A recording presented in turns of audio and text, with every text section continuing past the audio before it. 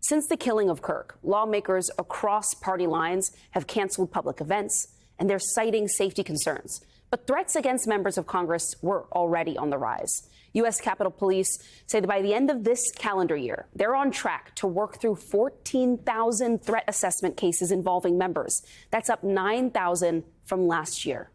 Congresswoman Alexandria Ocasio-Cortez and Nancy Mace addressed their concerns over current security protocols. Take a listen to them. It is about the fact that the security protocols and the ways that we think about it and conceive of it are for a bygone time.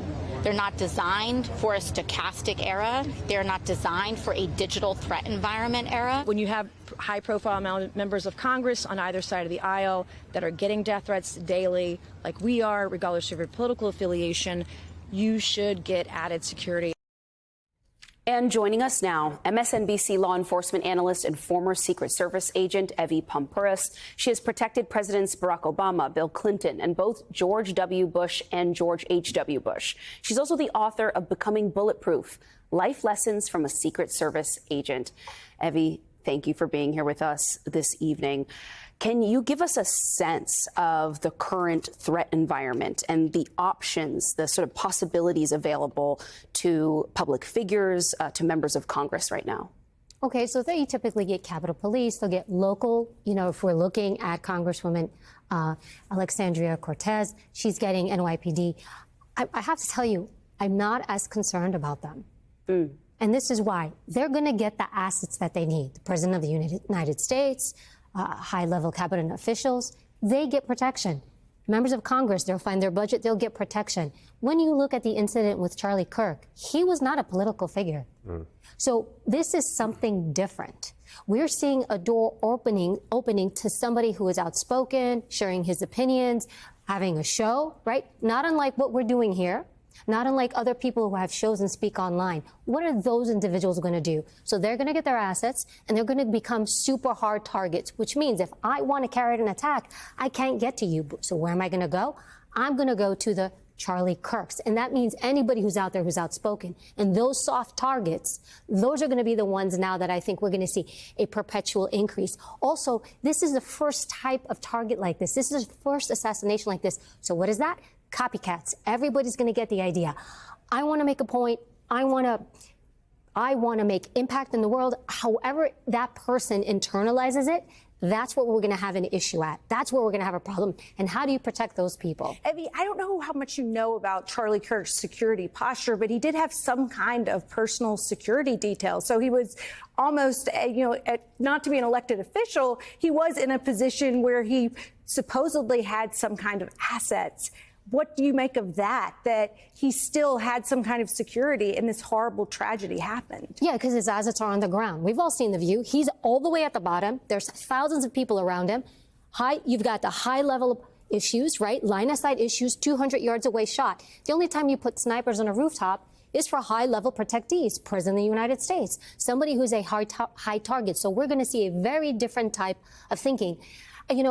Protection, true protection is everything you do in advance, all the layers you put in to stop the threat. But standing on the ground, being, part of my language, a meat shield, what's that going to do? And so that's a problem with that security. So yes, he had it, but not for what he needed. I want to ask you about the radicalization process that happens in this country and self-radicalization.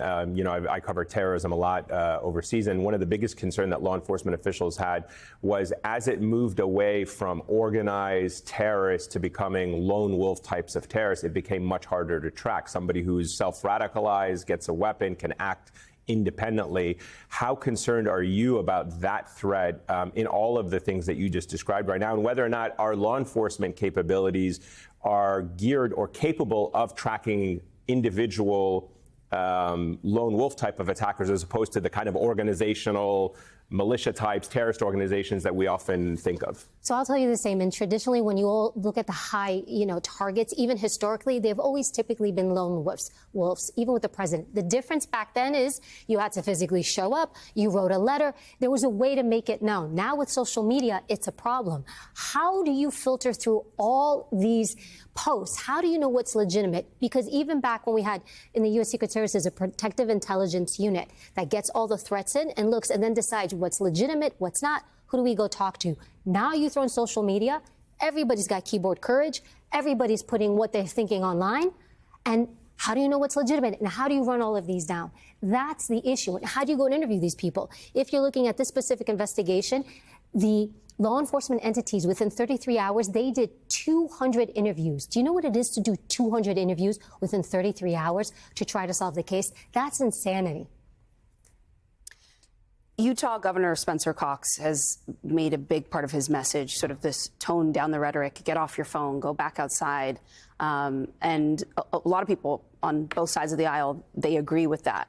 Although I'm not sure they necessarily believe that we're yet at this place in the country where people are going to get off their keyboards, where parents are even able to step in if their kids are being pulled into online spaces that are as dangerous as we've seen in some of these cases.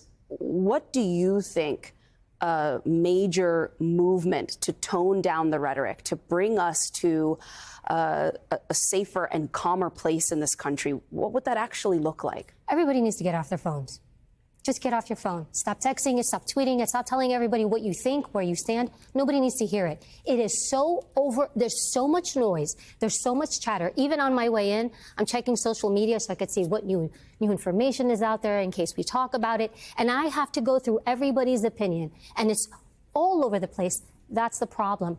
I'm an adjunct professor. One of the courses I've taught is Introduction to Psychology. When you're looking at young people's mind, you don't have a full brain until you're 25 years old. That prefrontal cortex doesn't fully develop until 25. So you are absorbing everything. Also, you're going through this identity phase where what other people say matters more than your family. Because I know there's been talk with this individual, oh, he came from a family, they seem like good people. There's a point in the developmental age where family stops having influence and the outside world has more influence. So that is what you're up against. Other people, other voices impacting. And if we're looking at it from a parent perspective, and I'm a parent, get that phone out of your kid's hand. Like, you cannot trust them. People are like, I trust my kid. You should absolutely not trust your kid because you don't know what they're consuming. So I think we have a prolific issue because look at it this way. If you're not comfortable dropping your kid in the middle of Times Square to talk to whoever, then you've got a problem. If you're letting them have a device in their hand being heavily influenced. Now, I understand he's 22 years old, right. But again, how long has he been on those devices? How long has he been communicating? And even some of the stuff we're seeing people post, even now, about the incident that's happened, there's a decrease in empathy. It's actually research is showing due to the increase of social media, we're seeing a decrease in empathy amongst people. So there is something that's happening within all of us. And I think everybody has to make a movement towards pulling back, going a bit more quiet, and really not feeling the need to tell everybody what we think all the time.